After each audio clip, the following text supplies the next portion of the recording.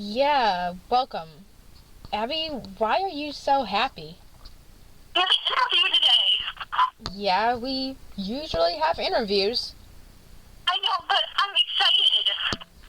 Aren't we usually excited? No, but we never really show it. So, we're supposed to show that we're excited? Yeah, why don't you try it? Okay. Today, we have an interview with Marshal Younger, writer for Adventures in Odyssey. My mouth hurts from smiling. And really, I was just looking for any opportunities to write. And so I saw this notice up on a bulletin board. It said, hey, we're doing this radio drama. We need writers. And at the time, I didn't know anything about radio drama at all. I didn't know how to write it. I don't know that I'd ever heard of one before. But I decided that I was going to give this a shot. And so I wrote one, and it was called Making the Rain Stop.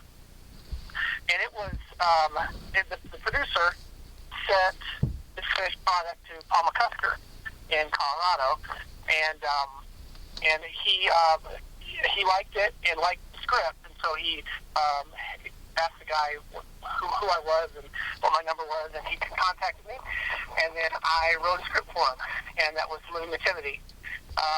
In the next year, I wrote 5 more scripts. And then they brought me on staff in September of 1993. Oh, wow, that's really cool. The Living Nativity is one of my favorites. Oh, well, thank you. I look at it now, and I think it's kind of, I don't know that it's the same quality that I would say that I was at now. But yeah, it was a good show to start with. Yeah. Okay, question number 2. Do you have a favorite character? If so, who is it? I love Wooten.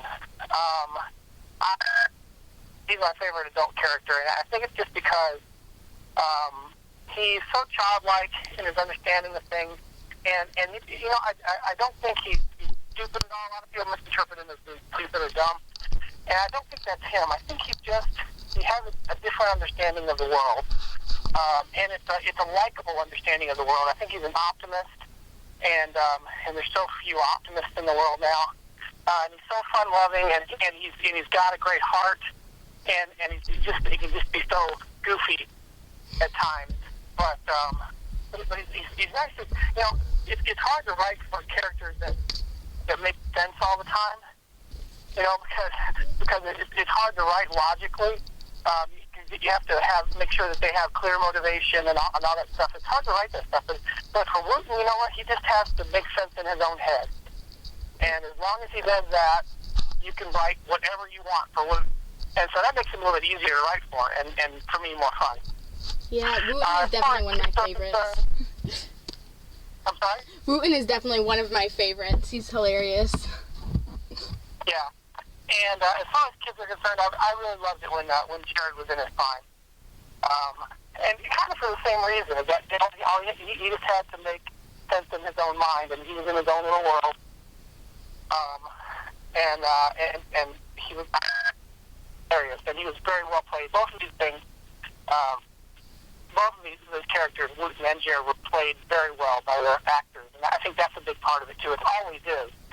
You know, you can write as well as you can, and you just really hope that actors can deliver it in a way that makes it real, and it doesn't always, you know.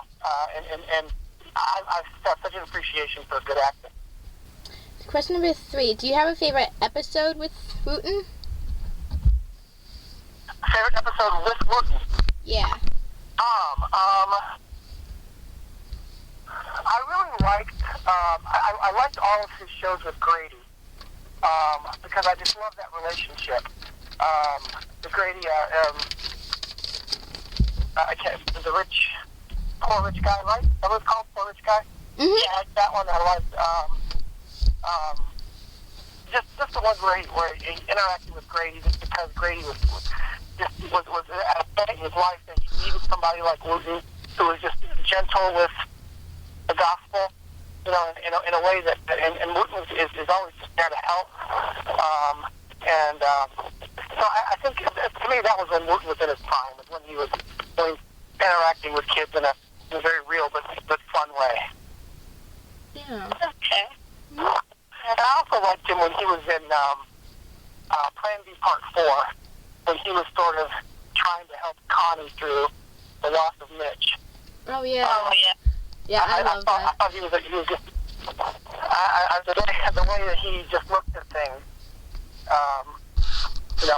here's what you need, funnel cake. Very clever and fun, the way that he dealt with that. Yeah, definitely. Okay. Question number 4. How did everyone decide that you were going to play the younger version of Jack Allen? You know what? I wasn't in on that discussion, so I'm not even sure. Now, I know that the process to find a young Jack, what they decided to do was in the Triangle. They were going to record the stuff that was in the past. They were going to record that in Colorado. All of our recording is done in California, but every now and then we'll do a bit party in Colorado. And this was, I think the only time, if I'm remembering correctly, it's the only time that we looked for actors locally in Colorado Springs. And we went to Denver. I'd say I wasn't even on staff at the time. They looked for actors in the Denver area, the Colorado Springs area, and they really had a hard time finding the right voice for the role of young Jack. They found the other two, the young Jenny and the young Emily. I thought they both played it really well, and then the young Wit was Jim Custer. Mm. But anyway, they had a hard time finding the young Jack, and so and I guess I think it was Paul McCusker who said, you know what, who had a similar tone to his voice to Alan Young, was me, and so they auditioned me for it just like they do with any other actor, and I guess they liked it enough where they cast me. So, and I thought that was fun. I really enjoyed doing that. That's cool. Yeah, that sounds a lot of fun. What is your favorite Kidsboro book that you've written? Well, there are only 4. The third one is I think is one of the best things I've ever written. Even with all the Odysseys, it's called The Creek War. Mm-hmm. And I think it's just it blends a lot of fun stuff with, and I think it just really flows very nicely. Everything is logical, and it goes on, and it builds on one another, until it gets to a really nice climax. Mm-hmm. And that's the one that I'm really most proud of, and I think it's the most fun. It's number 3, The Creek War. Yeah, definitely. That was great. Okay, let's see. Question number 6. What did you think about having to sing the song "You Have the Right to Remain Silent" in the episode Odyssey Sing? I had a blast with that. I don't. I'm not real sure about that character of Officer Burke, because my voice is such that I don't think anybody would ever be intimidated by Officer Burke. I just don't have the right voice for a policeman, I don't think. But somehow I think that, I'm not sure what my first episode was as Officer Burke, but they just needed somebody, and I just filled in for a line, and suddenly I'm this role.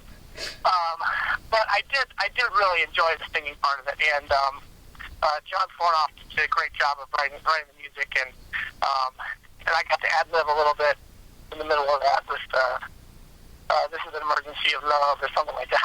Yeah. I don't know what I was doing, but it was a lot of fun because I was just in the studio with Jonathan Crow, and we didn't have, we weren't in California where we're always pushed for time because we're buying studio time.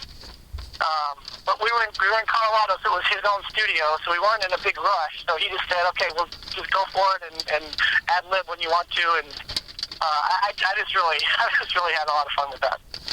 Yeah, that was great. That was one of my favorite, one of my favorite episodes, which there's a gazillion, but yeah. Yeah. Okay. Next question. What was your favorite part about helping with the Novacom series? It was the teamwork. That was really the first time that we had worked so closely as a team. and really had to, because we had to know where we were going, and we had to know, what steps we were taking to get there. And it was just such an interesting experiment, if nothing else, is get everybody involved, get us in a room, outline this thing together. And, sometimes we would spend, a couple of days just in a room together, figuring out exactly where we were going. And Paul McCusker was such a big part of that, because he had the whole thing in his head. But that was just a lot of fun, getting really creative minds in a room together and just hashing this thing out. And seeing where we came up with it. Because, we didn't know, we knew kind of where we were going with it. But we were a little bit like you guys in that we didn't know exactly how we were going to get there. And so figuring it out on the fly was just such a rush. And it was one of the most creative things that I've been able to be a part of. Okay. Yeah, I just love the way that they have the whole NovaCon series planned out and everything. Yeah. Yeah, it was. I think it's a lot like you hear like shows like Lost that had went for 6 seasons, and they said that they knew where they were going from the very beginning, and then there was some stuff that they just kind of figured out on the fly. That was exactly the way it was. And it's kind of scary too to think, okay, we've got to get to there, but what if we can't get there in a logical way? Yeah. Yeah. Oh. Yeah, definitely. So, last question. This one's a fun question. If you could use any one of Mr. Whitaker's inventions, which one would you use?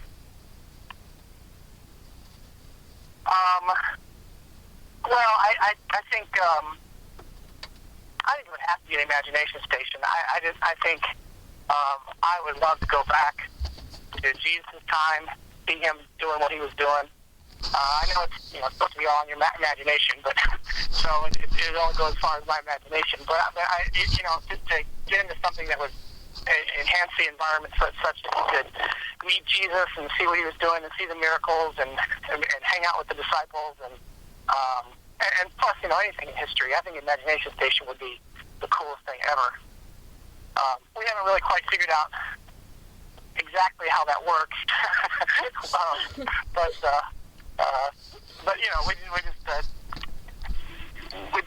we are able to use the imagination thing, and so I think we get away with just about anything. Yeah. Yeah, I was like, whenever I listened to the episode, The Imagination Station, I was like, I wish that was real. I would so go in that and do so many adventures in it. Well, it's true, man. I'd do that thing every day. Yeah. It seems like they would have this huge line of people that would want to go in this thing. But it seems like it's available pretty much anytime we want it. Yeah. That's it for Abby and E's Adventures in Odyssey podcast. Okay, Abby, now, why did you stop being so happy when we started the interview? Because I didn't want to embarrass myself while talking to Marshall, duh. Oh, of course. Well, if you have any questions, comments, or suggestions, feel free to contact us. Yeah, and be sure to listen next time. Now my mouth hurts from smiling.